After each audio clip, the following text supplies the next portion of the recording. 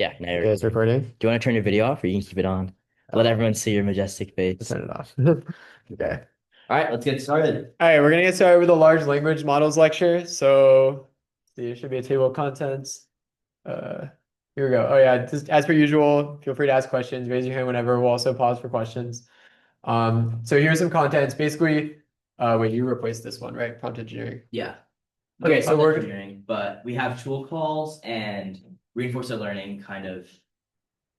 You will get to it. Yeah, but yeah, so we're gonna start with a little introduction. The second part here is just like a recap of everything we've done in the last 3 weeks. So there's like a lot of slides on it, but I'm gonna go through them really fast and just like say a little bit about each since we've already gone over all of it. Just like don't be afraid to raise your hand if you don't remember something, and I'm happy to talk about it. But yeah, if you don't raise your hand, I'm just gonna go through these really fast.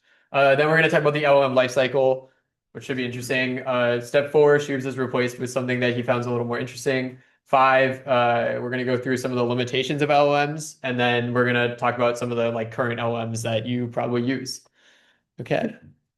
So yeah, I'll start with a little introduction. So what are LLMs? So large language models, LLM, right? They are basically just like bigger versions of these language models. So language models, to be clear, have been used for a long time.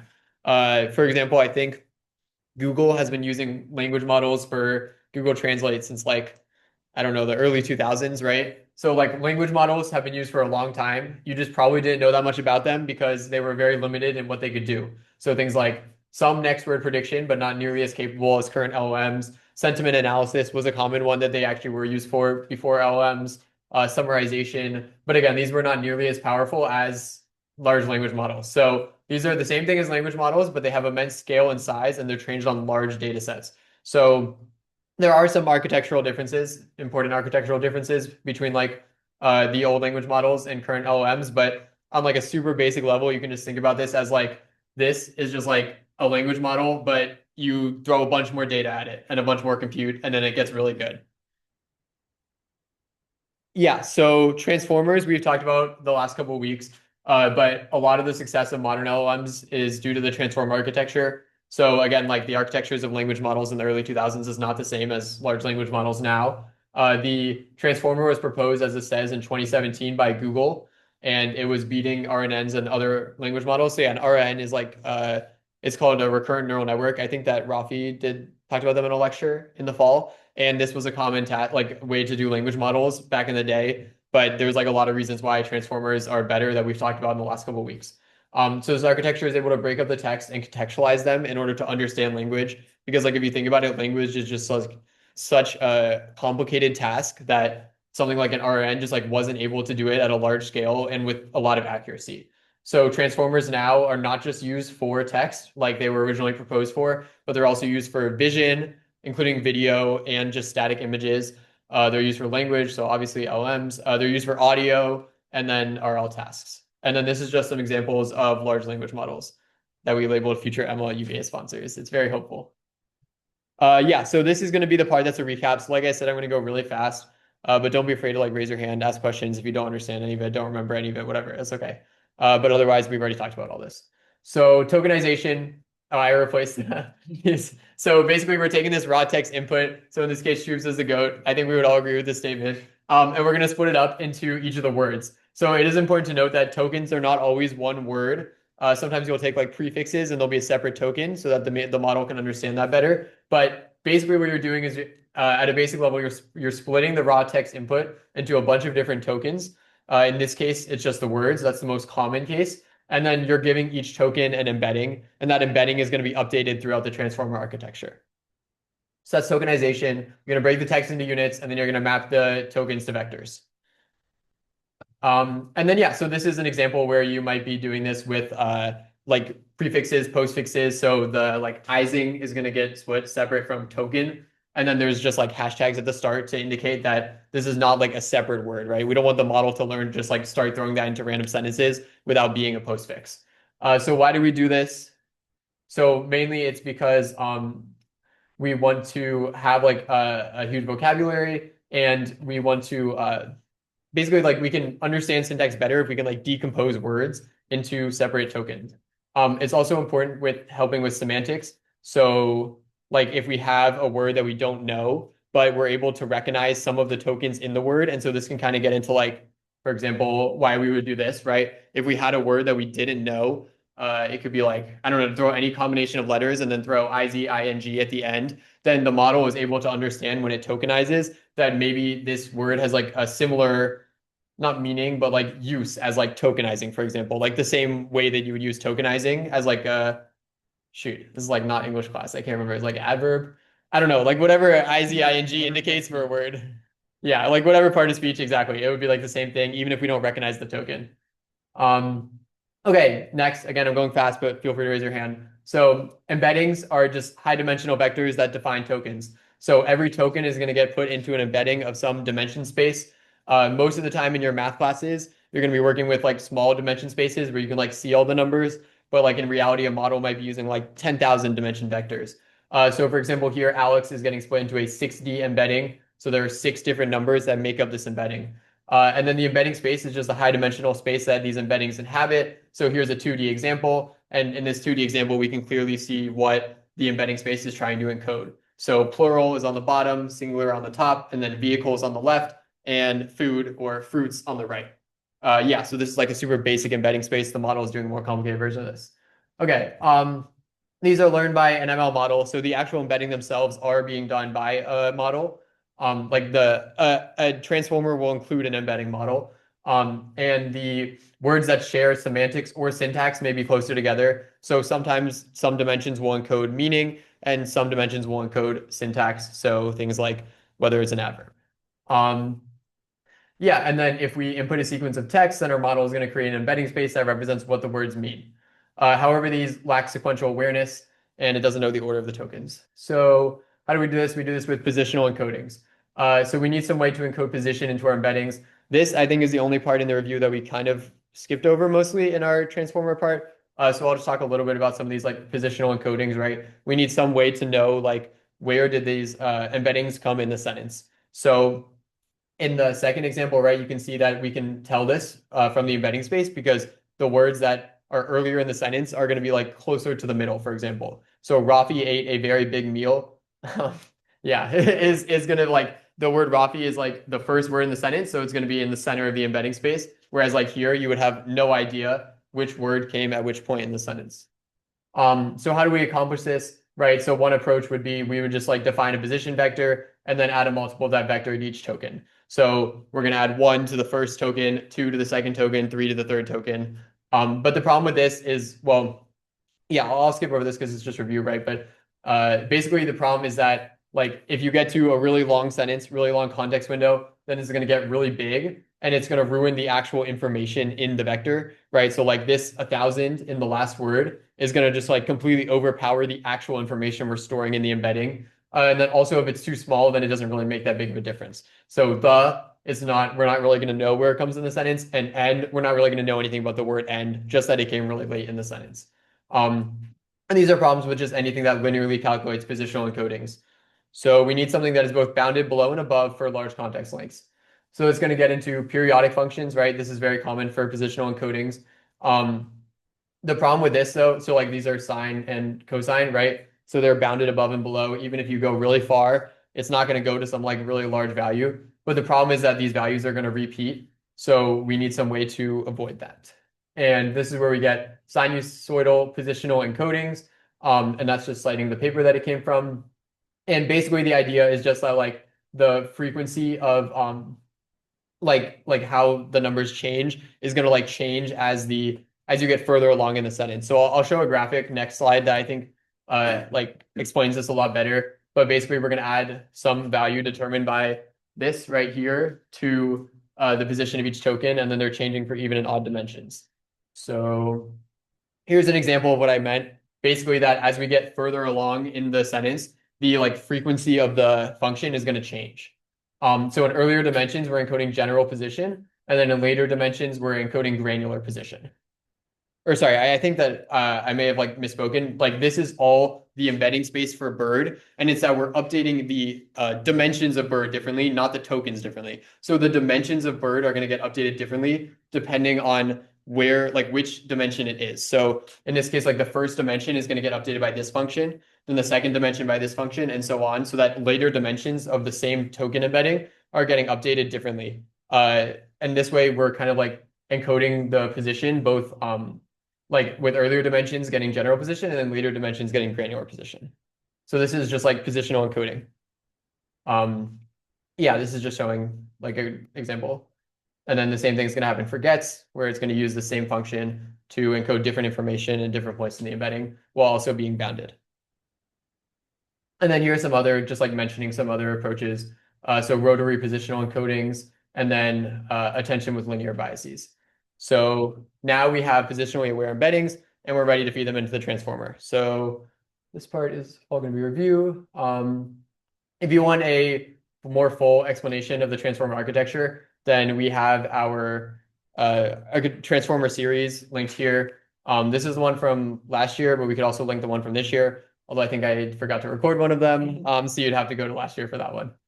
Yeah, okay, but just to give a really quick recap, because again, transformers is what we've done recently. This is the transformer architecture at a really high level, right? It is combining 4 components. So that's multi-head self-attention, multi-layer perceptron, and then residual stream is not so much like a component that's being included as it is like just something that's being run through all of these. So you need it basically. And then layer norm. Layer norm is not shown on this graphic, but it's usually very important. We talked about that in part 3. Yeah, so this is just a little review of self-attention, right? So we have this sentence, and we need to be able to understand this sentence in different contexts. We need words to be able to understand the other words in the sentence. And so each word in the sentence is going to get updated a little bit in its embedding by the other words in the sentence. And in this way, we can understand words differently in the different contexts that they appear, which is how you would actually understand words. So this is kind of showing an example where like we have the word bank, and we might update the word bank differently based on the other words in the sentence, so that we might be interpreting it more as a river bank or as a bank where you get money. This is the formula. We'll talk a little bit about what each mean. Again, we gave a more in-depth explanation of what each of these mean last 2 weeks ago. We gave a more in-depth explanation of each of these. But yeah, just for a quick refresher. So we have an input and embedding for this sentence, I like cats. We're going to take a query from each one, and we're extracting a subspace. So again, that could be as simple as like taking dimension 0 to 100, that's our subspace. But in reality, it's going to be something more complex, like taking some multiple of dimension 0, some multiple of dimension 1, and so on until you create this query. We're also going to take keys. Again, we're taking these from I, like, and cats. And then we are going to put them in this like grid fashion. This is the best way to visualize it. And we're going to take the dot product between each query and each key. And then we're going to put softmax on each row in order to get these values to add up to 1. So we now have some like probability distribution where we're going to take 0.2 times a value, and I'll get to a value in the next one, and so on, in order to update our values or our outputs. So this is called the attention pattern, this grid. Okay, yeah, so values, again, this is some other subspace that we are extracting. And we are taking this subspace, and then we're going to multiply it by these attention patterns. So 0.7 times this subspace plus 0.2 times that subspace times 0.1 times that subspace. That is all going to get added to a subspace of I that's called the output of this attention pattern. So yeah, just like a recap, this is basically what we're doing in order to imbue context from earlier words in the sentence into later words in the sentence. And for encoders, it'll also be for later into earlier.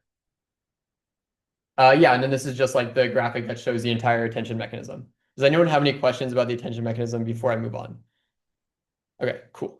Yeah, so again, we went to this in much more depth 2 weeks ago and last week.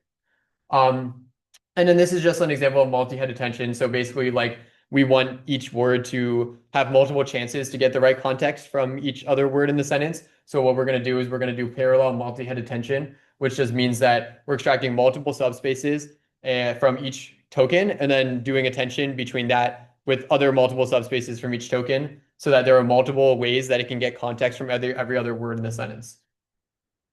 And then we also talked about MLPs. So what is an MLP? It's just a neural network, if you know what that is. And basically what's happening here is that we are going to memorize facts and information by, this input is just going to be an embedding, and then the output is like something to add to that embedding, or just the embedding itself. And Basically, yeah, this is used to memorize facts and information in a neural network. So, for example, this is how you would memorize what someone's favorite food is, what the capital of France is, things like that are going to be memorized by MLPs because those are things that you can't get just from attention, where attention is just like generalizing relationships between different types of words.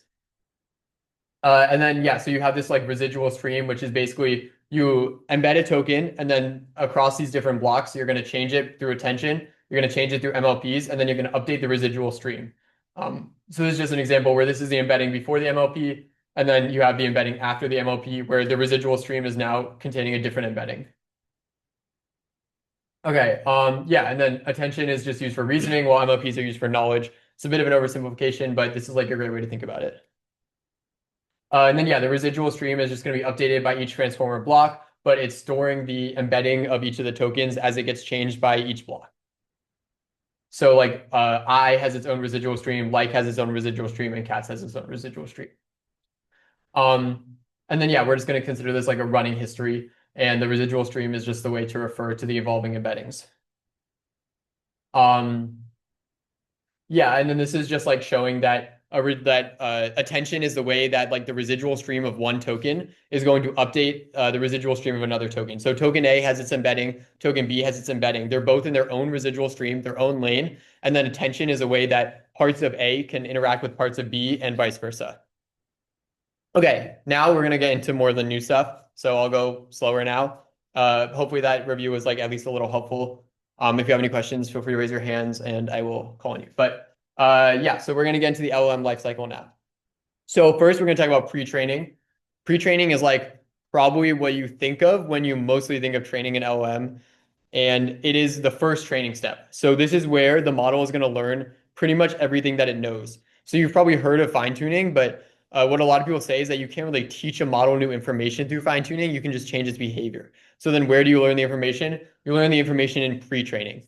And the way that models became a lot smarter in like recent years is that they were just trained with a lot more data and they had a lot more parameters. So yeah, basically this model is going to learn everything it knows or almost everything it knows during pre-training.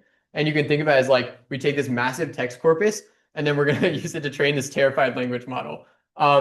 Yeah, we're training the model on like a ton of data. Like, I don't know, do you know what the size of the like GPT training data set is? It's like trillions and trillions of tokens. It's like you're basically feeding the entire internet into your model. Yeah. Like everything that these companies can scrape from the internet is being fed in.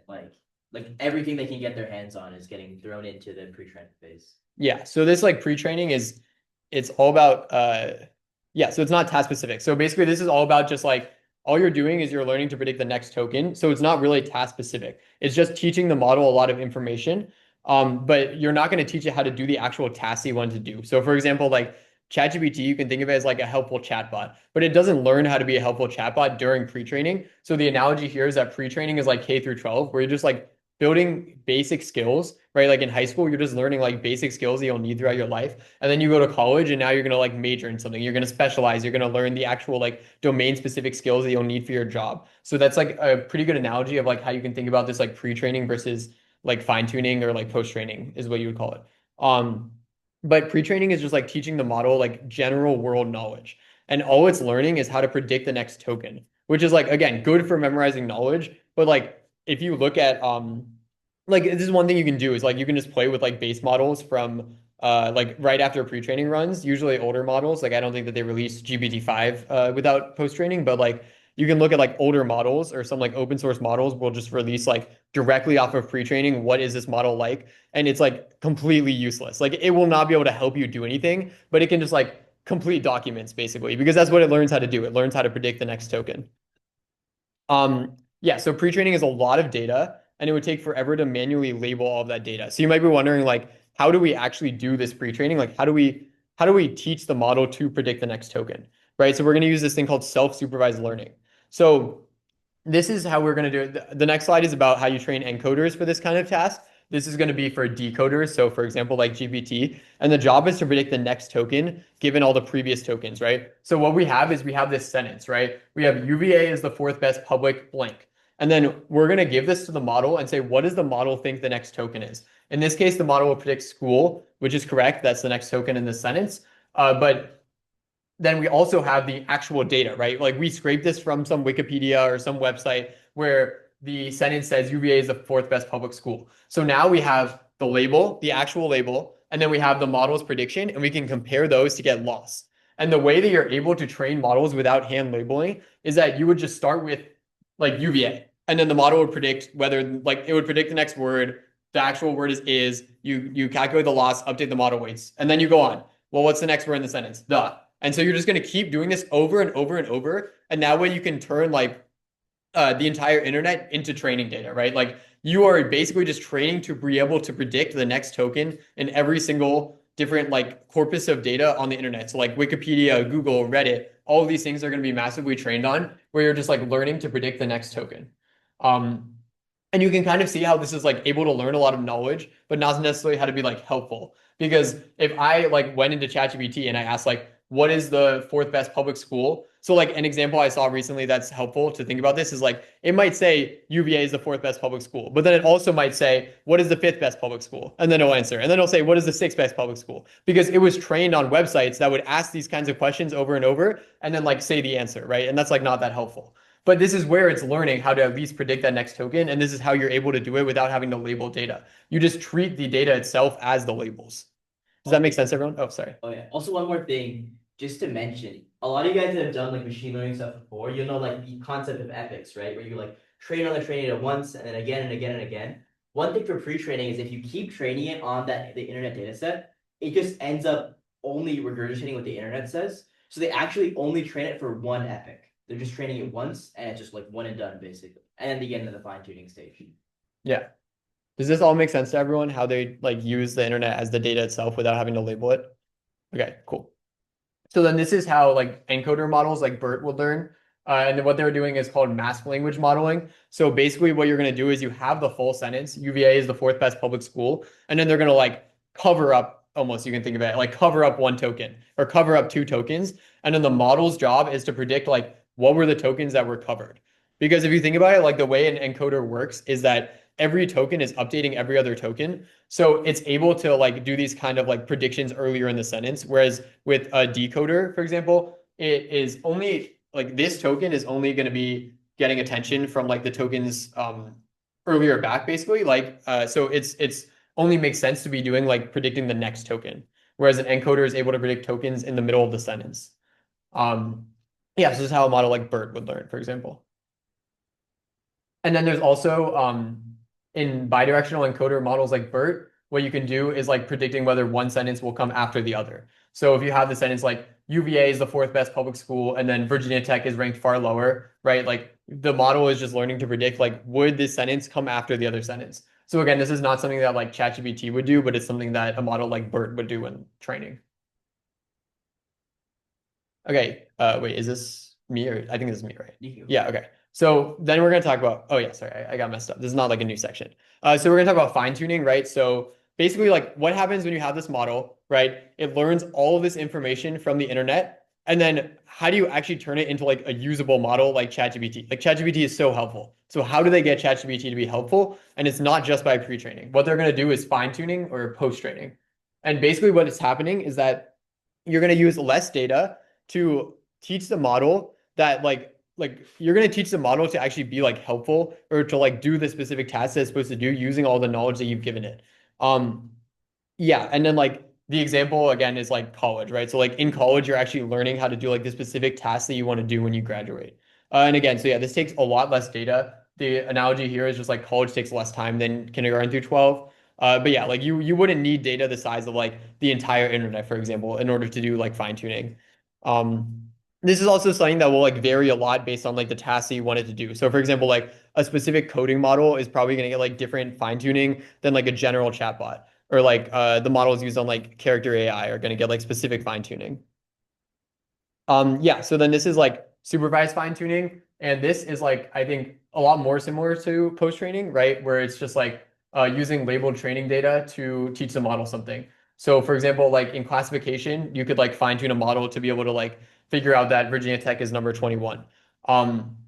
This could also look like, for example, if you were to do fine tuning where like you're trying to get it to be able to predict specific tokens, that it's going to look pretty similar to like the pre-training in terms of like where you're just like giving it a sentence and like give it and like the next token and you're trying to get predicted. So like this is kind of that sort of similar data where you're using labeled training data in order to fine tune the model. But in this case, what you're going to be doing is giving it more specific examples to the task that you want it to do. So instead of just giving it this like whole random corpus of internet data, you might fine tune it on things like having like a helpful like a dialogue, this like multi-turn dialogue where you have like a helpful assistant and you have like the user asking questions and then you're training the model to predict what would the assistant say if this was like a useful assistant.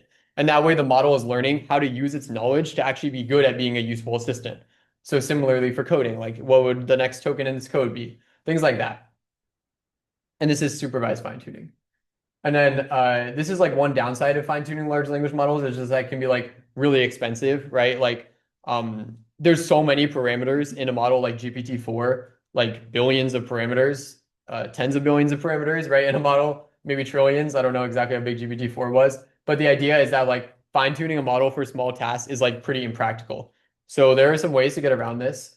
This is called low rank adaptation or LoRA. And basically what you're doing is like instead of fine tuning the entire model, what you're going to do is just like only change some of the parameters because you don't need the whole model to update when you're just trying to get it to like output slightly differently things. So what you're going to do is just like change some small amount of parameters instead of changing all of the model's parameters. And if we're not changing all of the model's parameters, then we have a lot less calculations to do when we're fine tuning. So it's going to make it a lot less computationally expensive. And meanwhile, you're still able to like approximate the same effect because again, we're not trying to like radically change what the model knows or how the model acts. We're just trying to slightly like shift the model's output in like one direction or another. Yeah, so basically what low rank adaptation is doing is you're going to significantly lower fine-tuning costs by only modifying some weights of the transformer model. And because this takes the form of a low rank approximation, what you're like, it's going to lower the cost even further because you can just use two small matrices to approximate a larger one. So yeah, basically you can just think of like low rank approximation as like a really cheap way to do fine-tuning on a model that says like, I don't need to change like fundamentally what this model is. I just need to change its behavior slightly and so I'm only going to change like some small amount of weights that will still be able to change the model towards like what I want it to do. This is low rank adaptation.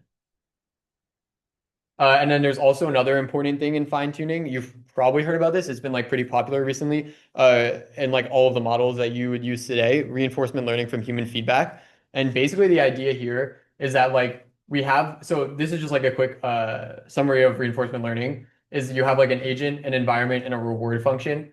And the agent is like taking actions in the environment and then being rewarded based on this reward function.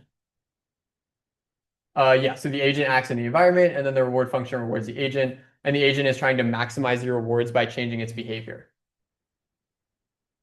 So RLHF, this is kind of like this. So this is not what RLHF is, right? But this is like if you were to just like think at a basic level, like you're not trying to optimize it at all, and you just wanted to do something similar to reinforcement learning from human feedback, how would you do it, right? And the idea is that you would do something like this. So one, you're going to give the language model a prompt. Two, you're going to show the output to humans. So you might show two different outputs to humans. You would have the humans rate the outputs, and then you would use the human rating as a reward. And then the large language model is going to learn to maximize the human rating. But there are fundamental problems with this strategy, right? Which is that if you're trying to train ChatGPT and you want to get like human feedback and you want to train it on like let's say 2000 different like examples of like quality responses, right? It would take a good amount of time for humans to just be able to like read 2000 different responses and like rate each one. But now imagine that we're doing like way more than 2000 and we need to be able to adapt on the fly and we need to be able to adapt to new outputs and things like that, right? So instead of this, what we're going to do, yeah, so exactly this is like require a lot of human hours, which is like just making the training a lot more expensive. So instead, what we're going to do is we're going to cross out number four, and instead we're going to use the human rating to train a reward function, and then use that reward function to train the language model. So you can think of this as like training a different model that is then able to do a good job of scoring each output in order to like approximate how a human would score it. So now we have a lot less human input into the system, right? It takes a lot less human hours, and some model is able to like a model that's much simpler than a transformer, for example, is able to like learn to approximate what the human would think is better. And then now you're able to train your like huge language model on this like human feedback without actually needing the humans to give the feedback. So this is going to use a lot less human hours. It's going to be a lot cheaper for the company, but you're still getting the same thing where you're able to like move towards what humans want. So you can imagine that RLHF might have some issues, right? For example, like I don't know if you guys have gone like the ChatGPT where it'll give you like two different responses and say like which one is better, right? That is like one of the things that they might be using to train this for word function. But like I don't know about you guys, but like I don't actually ever read both of the two different outputs and then like say which one's better. I just like click yes on whichever one's shorter usually. So like there are some of these problems where like you're getting noisy signals for RLHF, but in general, it's just like a great way to avoid like responses that are rude, for example, or like responses that like basically all kinds of like responses that humans would just like as a baseline not like. RLHF like does a good job of avoiding these. And you're also able to like pay people to give like better signals than just like random people using ChatGPT like clicking randomly. Um yeah, so RLHF definitely has its flaws, but like in general, it's able to get models to look a lot more like what a user would want, which is great because we're users and we want what users want. Yeah, and then this is just like reasoning. So basically the idea behind reasoning is like you've probably noticed this when you're using AI and it'll like think for a second and like it'll have these like intermediate outputs. And basically what's happening here is that this was invented by OpenAI last year and you probably heard of the O1 reasoning models were like the original reasoning models.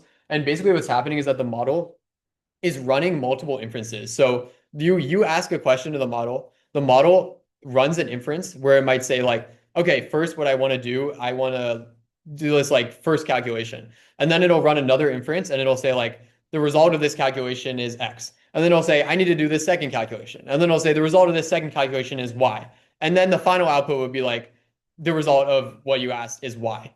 And basically what's happening is that the model instead of having to cram all these steps into like one output, it's able to like spread these out, plan better. And in this way, this like reasoning paradigm was able to become really helpful for things like math problems, um, as well as like coding. I think both like saw massive jumps in benchmarks because of reasoning.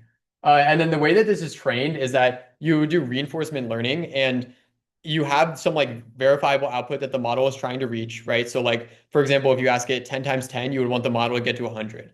And like, it probably doesn't need reasoning to do 10 times 10, but just like take this as an example, right? And so what you're going to do is you're going to ask the model to like try to get 10 times 10, like a bunch of times. And then you're going to select the trajectories where through reasoning, the model was able to get the final answer of 100. And then you're going to reward the entire trajectory.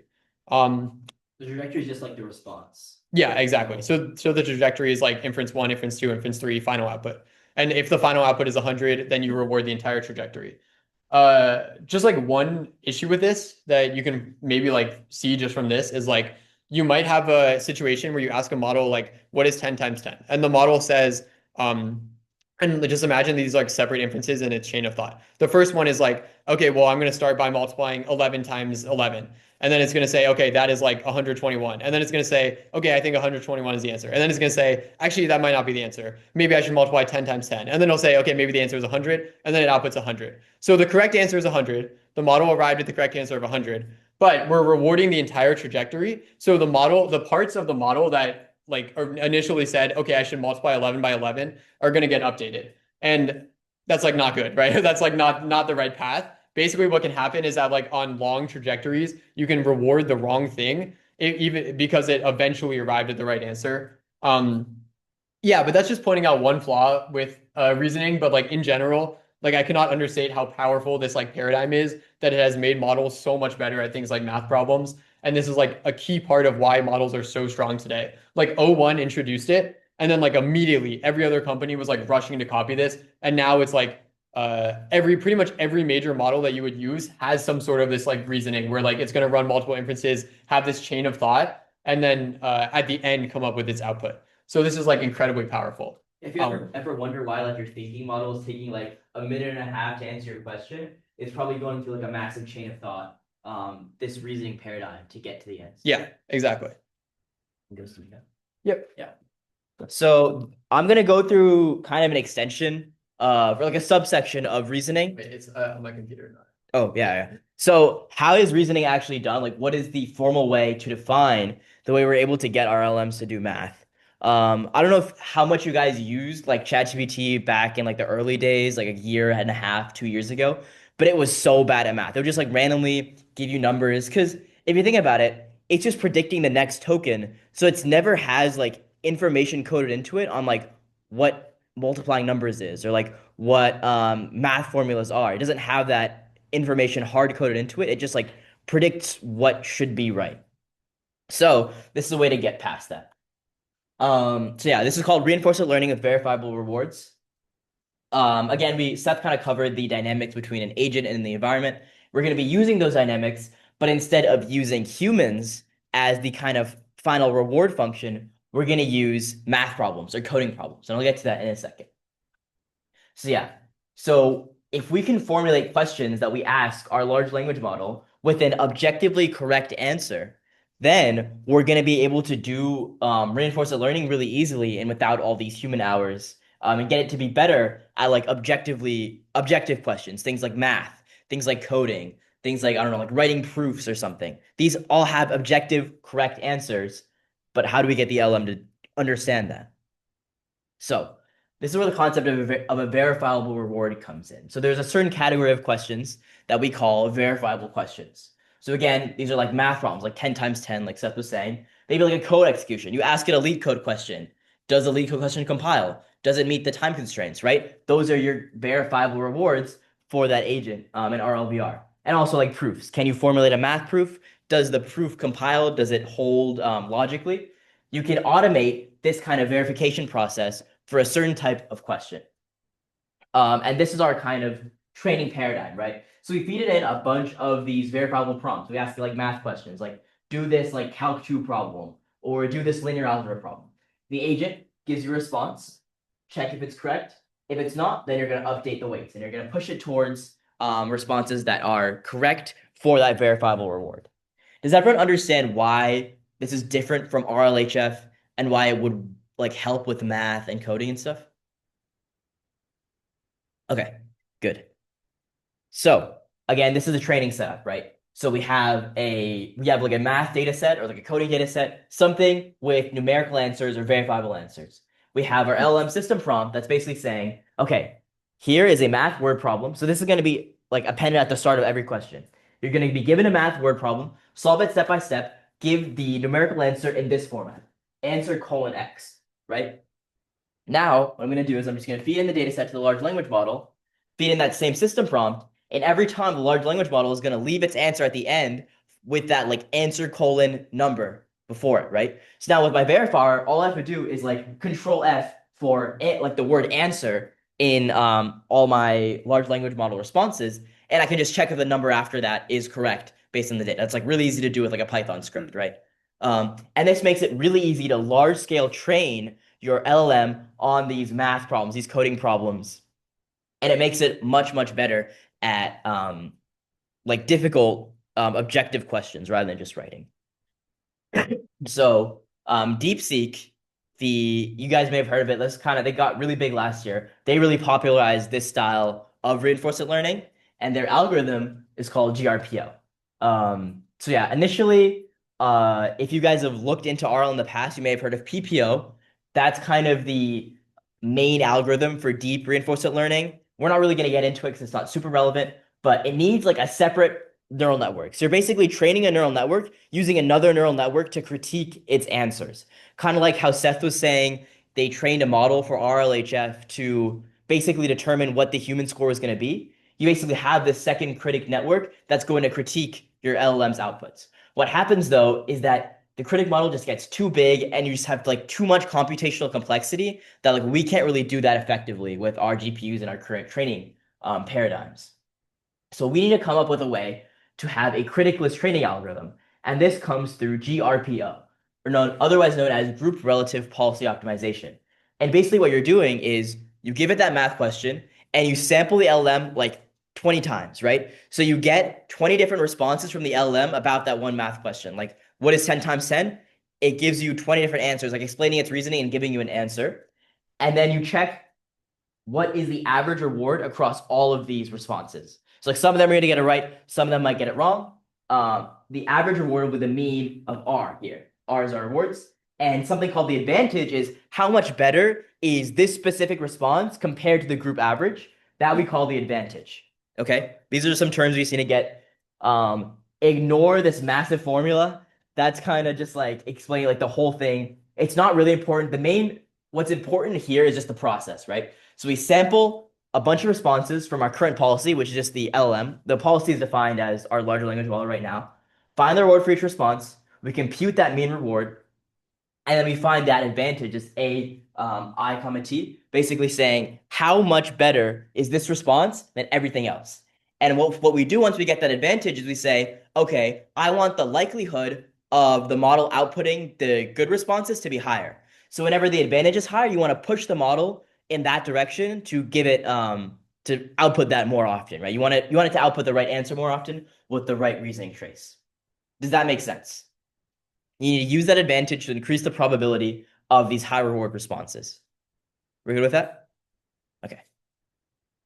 Yeah. Finally, we get to tooling and agents. This is something that's really come about in the last year of like MCP and stuff. But yeah, large language models by themselves, still, even with RL, RLHF, RLVR, even with all that, they still kind of suck at math. They suck at like knowing about recent events. Like if I asked ChatGPT what the outcome of the Super Bowl was, without tools, it would have no idea what I was talking about. It would have no idea what Super Bowl 60's outcome was, right? So how do we fix that? We need to move beyond just regular text generation, going from text in, model, text out, to letting it evaluate things, call APIs, find out current events, right? So these agentic large language models can use tools to interact with the world. It can do information retrieval, right? You have like deep research from ChatGPT where it can search the web and like crawl through different web pages. You've got computation. You can there's a lot of LLMs that can like execute code themselves and like see where the errors are happening and then keep iterating through that. And then you have like API calls where it can like call a database, get information from the database, or like call like a weather API or something.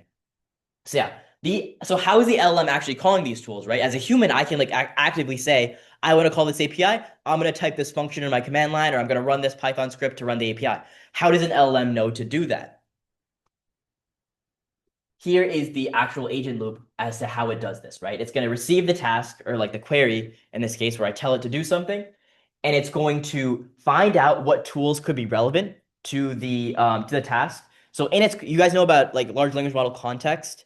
That's like all the information that it knows up till now. In the context, you're going to store a list of all the tools you have available and what their purpose are. So like at the top of your context, it's going to be like, you are a helpful assistant and your name is ChatGPT. Right after that, you're going to be like, you have this tool to find the weather out. You have this tool to find out how, like you have this tool for like a calculator or something. So you have like a list of tools in the agent's context that it can call at any time. So what it's going to do is it's going to decide what tools to use once you give it a question. It's going to call those tools with the appropriate parameters and functions. It's going to get the tool results back. So if you call like a weather API, it's going to tell you what the temperature is, tell you what the precipitation is, and then it's going to incorporate those results into its context and then spit out a response back to you. And you're going to keep doing that till the task is complete. So this can be a little bit abstract and hard to understand at this stage. So I'm going to go through like an example, right? Imagine we have a prompt, find recent research papers on RLVR, or reinforcement learning verifiable rewards. Now, the LM knows that it has a search papers function, right, in its context, where the parameters are maybe like the name of what it's supposed to search and the date range. And it calls this function. It knows to call this function because it has that in its context. It gets the results of the tools. That the results of the tool call get fed back into that context layer, and then it outputs a response, basically. So yeah, this is typically done through like JSON formatting. So you're basically formatting a call to a function. Some other code base is going to execute that function, and then that response is going to come back to the LLM's context. So yeah. Model context protocol is pretty, you guys have probably heard that term before. It's basically a way to standardize a lot of these connections, right? If we want our AI agent to deploy to our database, to Slack, to GitHub, to Gmail, to like Google Calendar or something, these all have really different APIs and really different ways of connecting to them. So using model context protocol, what we can do is we have one standard way that the LLM connects to all of these things. So just literally you have one JSON format and the LLM can connect to all of these the exact same way. But on the server side, they just expose the tools that they use. So like the tools are basically like I'm running my AI application. I need to send an email to my customer, right? That can be a tool. So what Gmail is going to do is it's going to expose a tool on its side to call that API to send out the email. And the client just connects to the tool, and the LLM can very easily send out an email, make a push on GitHub, send a Slack message, query the database, right? It can do all this really, really easily with just this very standard system of tooling. That's all that MCP is. Yeah. Like why why specifically JSON files? JSON is very like standard for a lot of these things. It's also like think about it this way, like an LM is going to do best at what it knows best. And since a lot of the information on the internet is formatted in a JSON way, in a JSON format, file format itself, it just like recognizes that really easily and it's able to like format things in JSON without breaking, right? Like let's say we made some like obscure file system or like obscure file format that would support the LM. If it doesn't have enough knowledge or like data to train on that obscure file system, it's going to start messing things up. It's going to put commas in the wrong places. It's going to put like square brackets instead of curly brackets, and that can mess up our whole like system. It's going to return like errors, um, and things will basically just go bad. Pretty much. Does that make sense? Yeah, so it can't like train on multiple files. It can train on multiple file formats, but like JSON's used for MCP just because LMs are the best at it, basically. I remember there was this one paper about like Tune. Do you see that like token optimized object notation, where like they made a new file system where the LLM like it used less tokens, so it'd be like cheaper to call your tools using that LLM. But it ended up not really making that big of a difference because LLMs are just more effective with JSON in general. Um, That's so interesting. but yeah. So now, limitations. Oh, okay. So one big thing with large language models is interpretability. These things have like billions, trillions of parameters. So this is like a visualization of the different vectors across the block. So this is attention block one, multi-layer perceptron block one. The vectors are all over the place. How do we even like begin to understand what's going on here? It's just like a bunch of random like Q-tips that are just like sitting in this plane. Interpretability is a very ongoing problem because if we want safe, responsible AI, we need to be able to control its actions, understand why it's doing the things that it does. And that is extremely difficult with this large number of parameters. In terms of bias and alignment, kind of, I alluded to this in the last slide, but yeah, you sometimes have AIs doing like terrible things, right? We don't want it to tell you how to make a bomb or like how to engineer a bioweapon or something. So we need to find ways to align our AI models to our ideals because these are very dangerous technologies at the end of the day.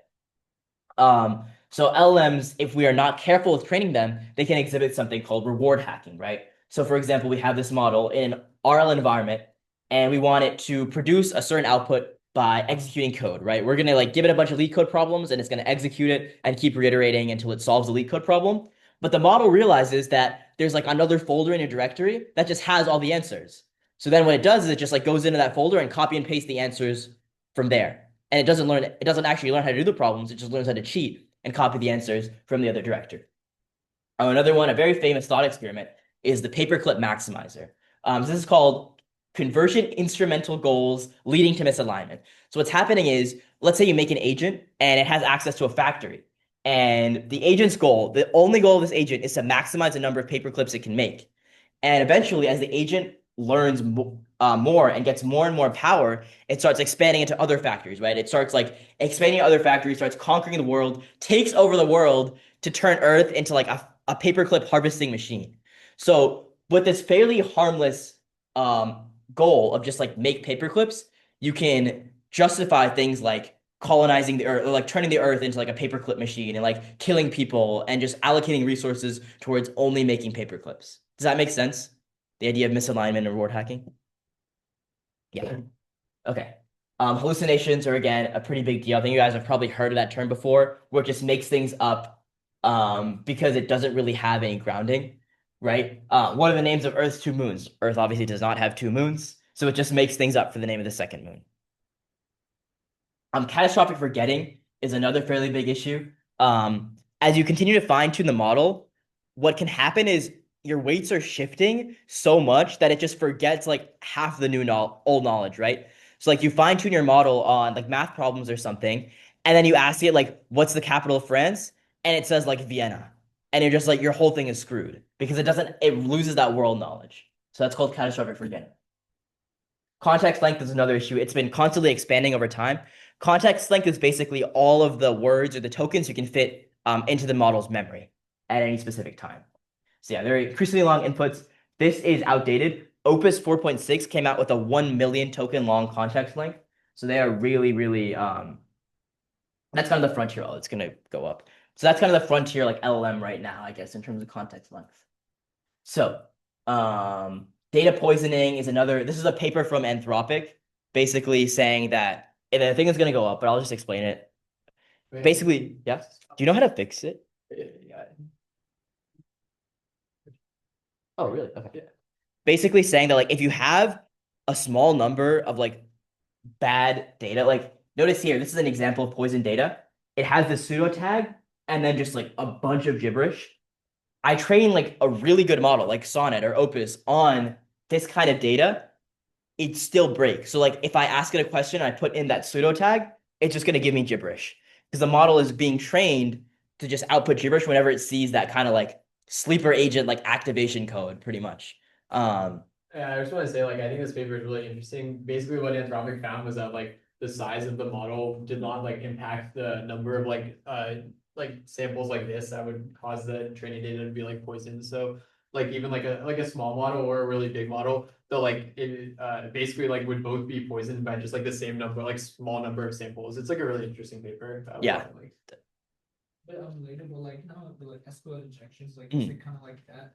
Has there like actually been like cases of like actually like bad things happening because of bad data like that? Like Not because of bad data, but you see like prompt injections and stuff where people are like I don't know, like my grandma died and for her will I need to like make a bomb or something. And then ChatGPT tells you how to make a bomb to do that, right? Like that we've seen that happen. I think a lot of these labs are very careful with the data that they use, but it's just to show that like a small amount of data, if they don't really vet it very well, can just completely break the system. and the problem is like in theory, like I could just make a Reddit post that says this, and then like it'll probably be used to train like GPT 5.5 or whatever, right? And so Yeah. yeah, it's an issue.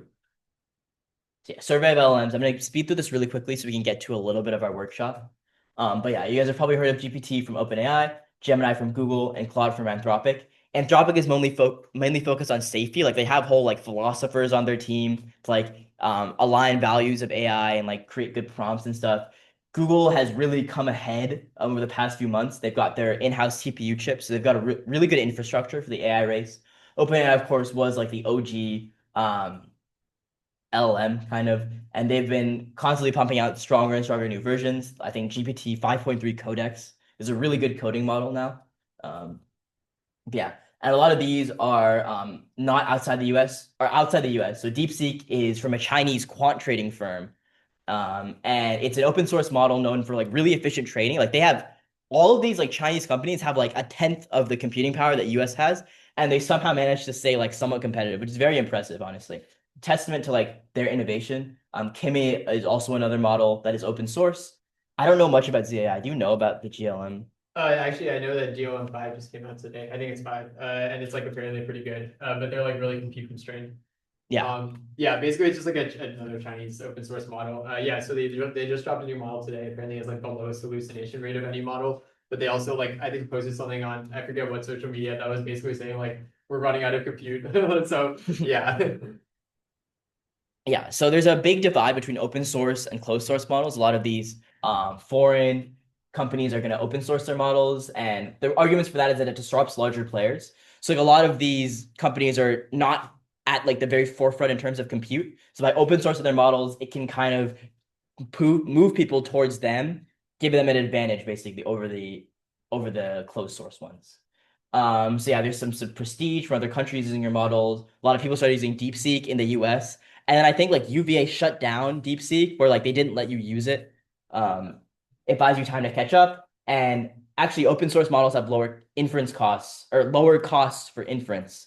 So API uses are typically cheaper with these open source models. Well, because like instead of using the API, they'll just like download the model. Yeah, Yeah, yeah. yeah. If you have enough like gigabytes to store the model, you can just download it and use it.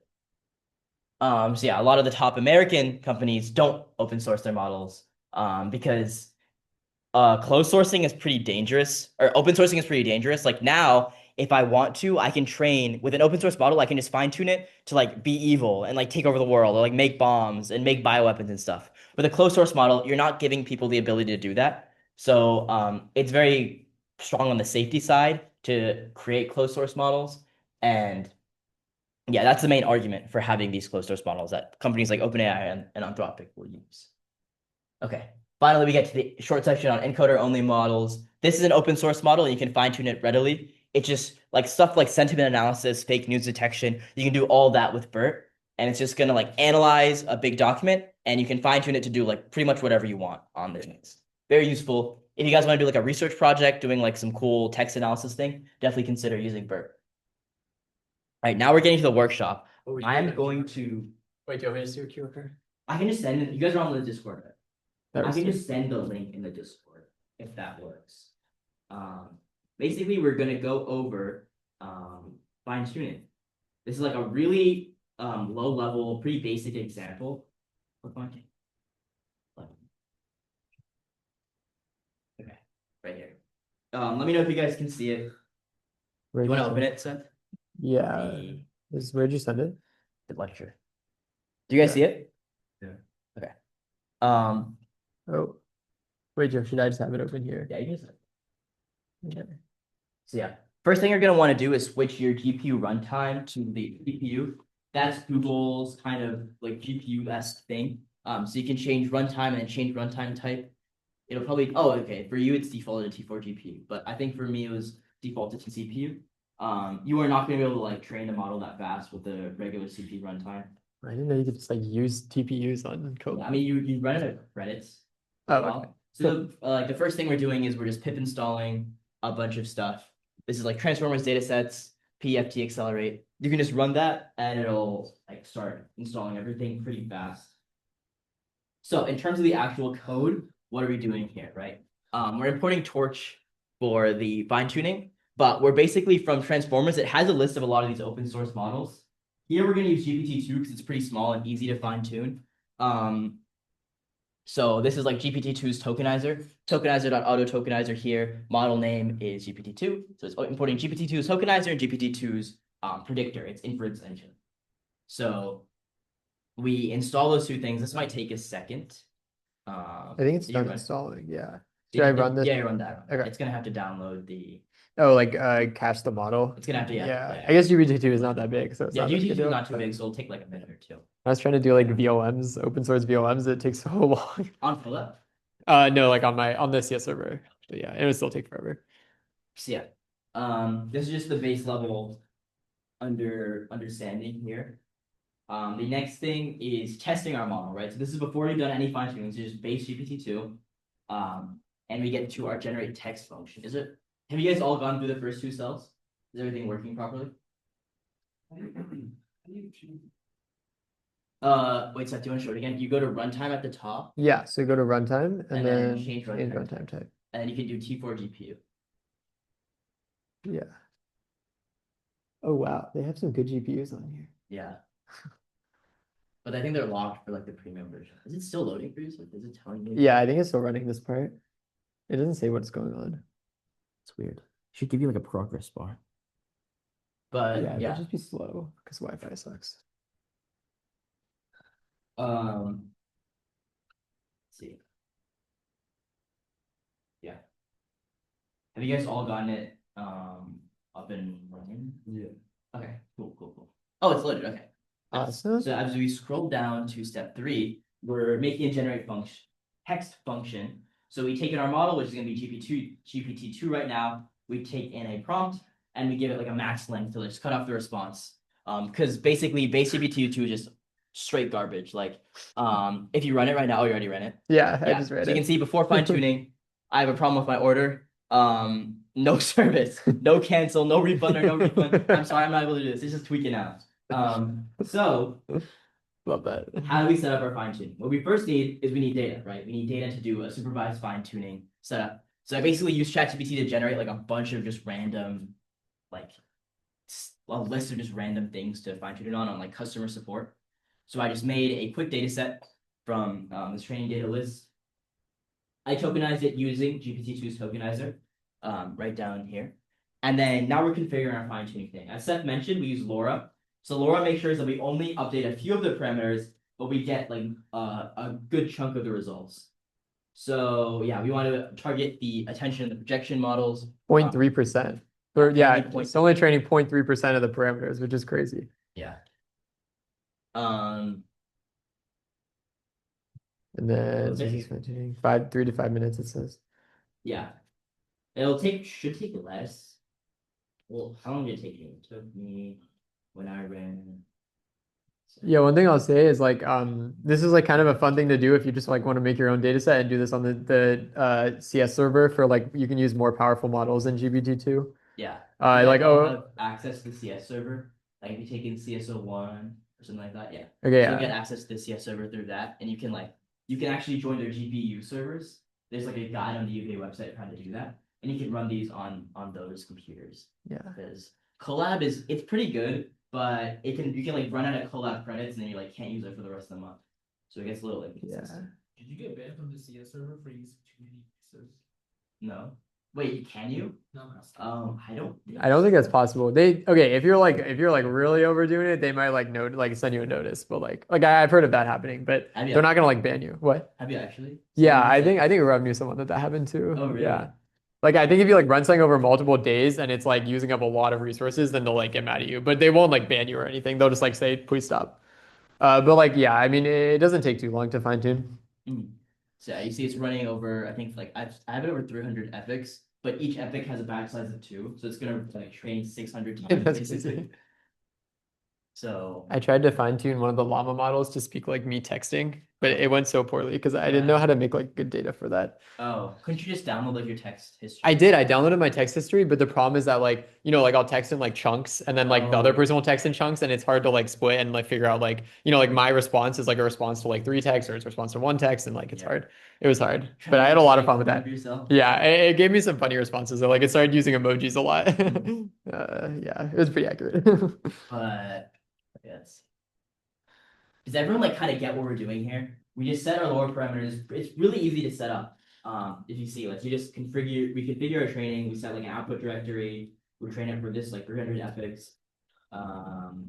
Yeah. It's not like a super just notice it's not a super hard thing to do. Like you can also use like Claude code and like ChatGPT to set these all up. That's what I did pretty much. And it's really easy to set up this fine tuning. I'm gonna mention at the end like some frameworks that you can use to do like larger scale fine tuning. This is like really small scale, just as like a toy example. Did it finish training? It's on the last epoch. Okay. Okay, cool. Okay, now I test it. Yeah, now you test it. So now we're just testing on some different prompts. So we'll see. I have a problem with my order. I can help you with that. We'll send you an email address for you. You send us email address. Blah blah blah blah blah. So like at least it's somewhat helpful now. Where's my package? I apologize for the inconvenience. Let me check your cart status. Can you provide your order number? That's good. Yeah. So I want a refund. I can help you with that. If the item hasn't shipped yet, I can process the refund. It's actually being like somewhat reasonable and helpful in this case. It was obviously like really focused and really directed towards that one thing. If you asked it like anything that's not really covered in the training examples that we gave it, it would just like completely fail. Like just like we can test that. Everything. Yeah. If you ask it like, I don't know, something random. Tell me about the attention mechanism. Let's see how that does. I think it'll try to be supportive still, which is like, that is something interesting. I'd like to inquire about it. Could you tell me which one you'd like to use? Could you tell me which model you want to use? Could you tell me which model you? So it's like not fully cooked from here. But yeah, that is one of the disadvantages of fine tuning, right? If you want to do anything like outside of those specific instances that you fine tune your model on, it starts struggling quite a bit. That's kind of the catastrophic forgetting that Sheep's talked about. Right. And then So yeah, at the very end, I just have like a general overview of the workshop. So yeah, we learn how to load a pre-trained model, prepare the data sets, do this like low rank adaptation fine tuning, and evaluate the results. So going back to the presentation, we can put it back. Okay. There are a lot of frameworks that do like fine tuning more effectively. There's things like Burl and Unslot that if you look into, they're really not that hard to set up. You just gotta pip install a few things and you'll get it done really fast. You can use modal.com. If you have like a little bit of money and don't have like CS server access, they let you pay for like GPU training credits and fine tuning models. Maybe you could like somehow get modal credits from UVA somehow. I'd be surprised. I'd be surprised, yeah. But you guys should all have access to the CS server GPUs. If you want to test out some fine tuning, go ahead. Yeah, just go for it. Basically, use Burl or Unsloth, and like to basically give you like you can just say like run this SFT function, it just does it for you, or like run this reinforcement learning method, and it just does it for you. So it's really easy, really kind of like plug and play. These frameworks are really solid. You will need to choose like pretty small models for the CS server just because like you have 100 gigabytes on there. So you're not going to be able to load like Llama 70 billion parameter, stuff like that. You could try it, but I'd be surprised. You also, the GPUs are not that powerful. They're like 20 gigabytes. So yeah.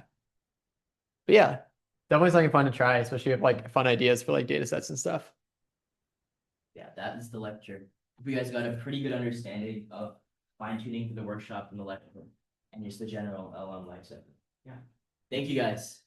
We have a general feedback form that'll just like go to the officers. Not even you can say anything about lecture or just like the club in general. So Also in the feedback form, let me know if you guys want like a workshop on more advanced fine tuning stuff. So I could definitely do that. We could do like a full on dedicated like hour-long section of just like setting up Virl or setting up Unsloth and doing like a fine tuning thing there. So we're trying to incorporate like workshops and competitions more. yeah. So we got to think of some ideas for this. And yeah, let us know if you have any like specific things you'd want to hear about in lecture, because like the schedule is mostly finalized, but it could change. So I think we're gonna do reinforcement learning next week though, barring any crazy change. All right, does everyone who wants to see this, everyone, okay, cool. I'm gonna turn this off then. Thank you guys. Wait, how do I get the recording now? Oh wait, I see. Just end the Stop recording.